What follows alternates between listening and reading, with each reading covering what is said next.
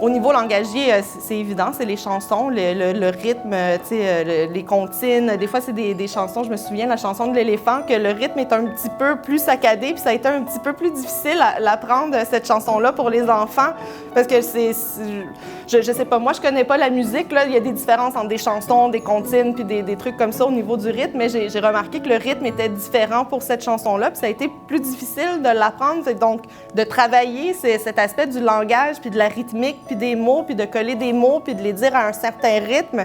Ça prend beaucoup de contrôle, puis d'anticipation, de dire, ben ce mot-là, mais il ne faut pas que je le dise de la façon que je le dis normalement, je dois le découper davantage. Donc, il y a cet aspect-là, évidemment, mais c'est le plaisir de chanter. Puis j'ai des enfants qui inventent des chansons maintenant. On fait des bruits. Ça, Juliana, tu le faisais plus. Je me souviens, c'était plus des onomatopées. Tu sais, tu bougeais, c'était boum, tika, tu sais, c'était plus comme ça. Puis à partir, moi je m'en souviens que tu faisais ça, je le fais souvent avec les enfants, on fait des bruits, puis on se met à inventer des rythmes, puis des mots, puis des bruits avec notre bouche, avec les tables, avec les éléments qui sont autour. Donc ça aussi, c'est une forme de communication, même si on n'utilise pas les mots, mais on est quand même en train de communiquer avec des bruits, avec des rythmes, on est en train de créer un lien ensemble, puis de travailler.